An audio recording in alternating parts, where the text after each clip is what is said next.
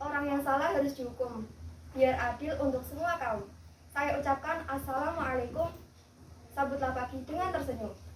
Assalamualaikum warahmatullahi wabarakatuh. Waalaikumsalam warahmatullahi wabarakatuh.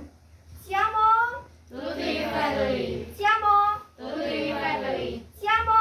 Tutti Fratelli. Siapa kita? PMR, PMR. bisa. Remaja sehat. Belum. Smile bun.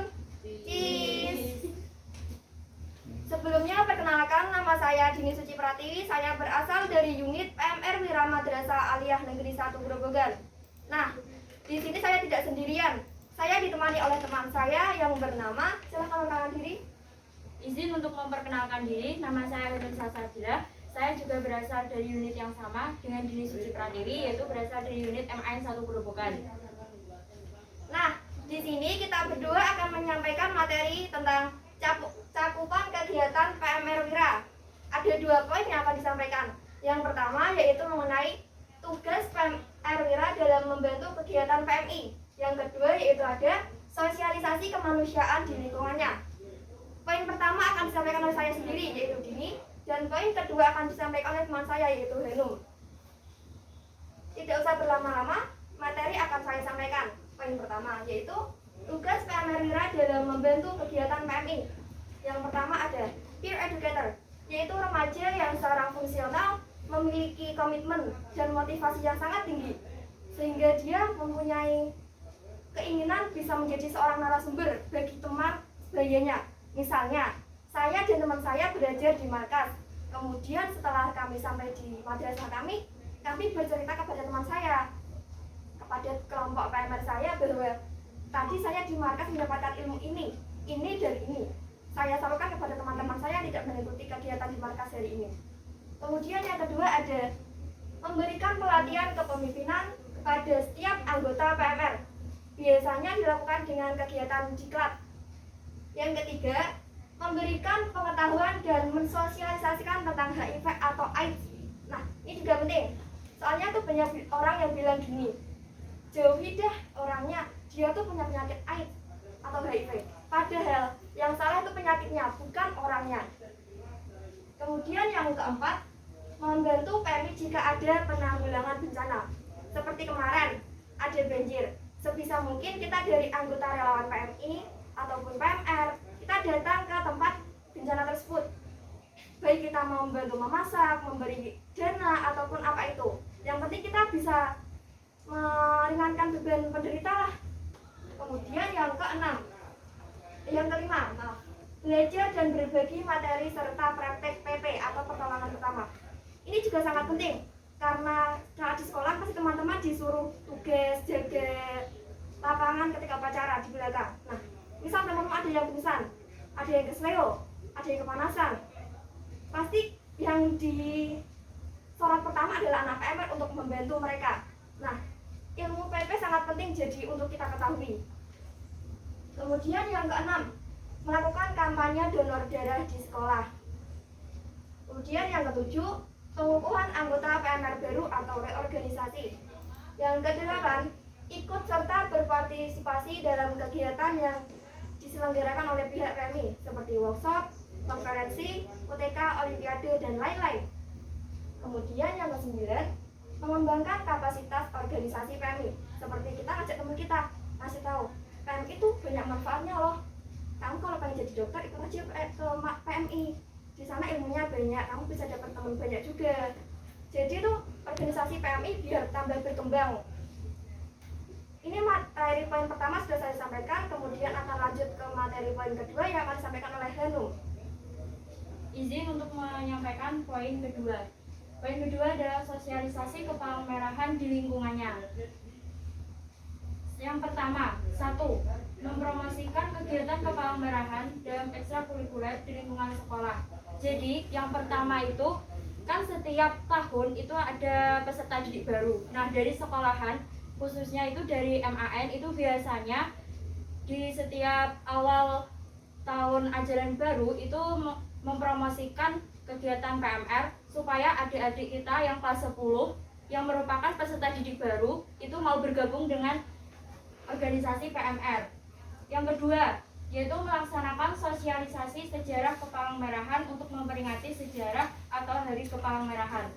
Jadi biasanya itu di PMR itu kan ada memperingati Hari Kepalangmerahan. Nah, biasanya itu dari PMR mengadakan sebuah kegiatan kecil untuk melatih kayak pengetahuan, keterampilan mengenai materi tersebut. Kemudian yang ketiga, itu melaksanakan sosialisasi kegiatan uji tanda kecakapan atau UTK. Nah, biasanya kan kalau UTK itu kan didapatkan dari grup PMI Kabupaten. Nah, dari salah satu pengurus PMR itu bisa berdiskusi di grup PMR di unit masing-masing. Siapa yang akan mewakilkan dari PMR unit A, unit B, unit C. Nah, nanti mestinya teman-teman kan ada yang bertanya, UTK itu apa sih? Manfaatnya apa sih?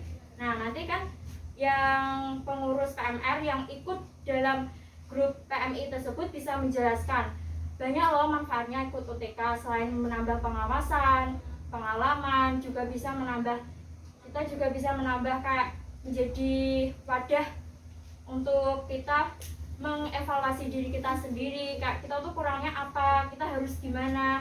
Terus selain itu kita juga bisa menambah teman, terus bisa menambah kayak ikatan silaturahmi dengan teman-teman dari unit sekolah yang lainnya gitu. Terus yang kelima itu mengadakan sosialisasi donor darah di lingkungan sekolah. Sama seperti tadi Dini Suci Pratiwi, di setiap sekolah itu kan biasanya ada 1 tahun atau berapa gitu kan ada sosialisasi tentang donor darah untuk membantu mensukseskan kegiatan donor darah di PMI. Nah, dari PMR itu mempraktekkan dengan mengunjungi kelas per kelas, mendata siapa yang ingin ikut donor darah, tetapi dari PMR itu juga menyeleksi apakah dia itu memenuhi syarat untuk donor darah atau tidak. Kemudian yang keenam itu mengadakan kegiatan ladgab.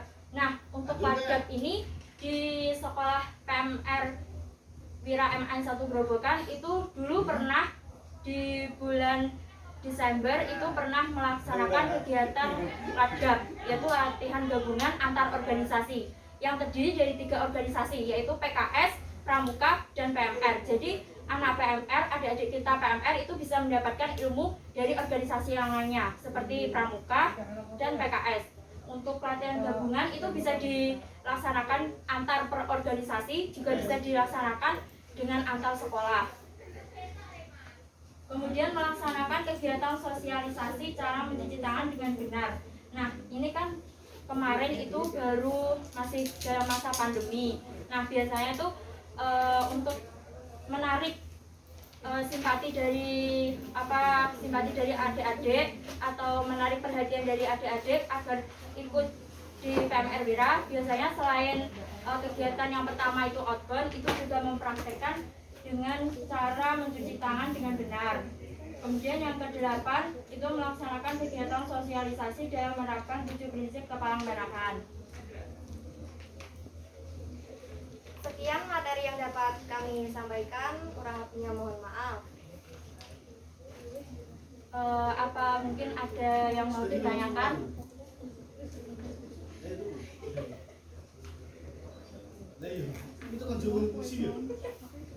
Teman-teman, apakah ada yang ingin ditanyakan?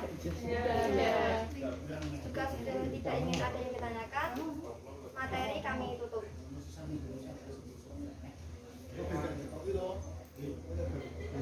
Ada batu rusak di taman. Ulang ya. Ada batu rusak di taman. Potnya itu rusak berkarang-karang. Untuk teman-teman semua kami ucapkan terima kasih semuanya.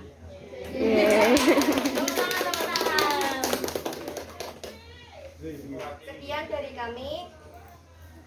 Kurang lebihnya mohon maaf. Wassalamualaikum warahmatullahi wabarakatuh. Waalaikumsalam warahmatullahi wabarakatuh.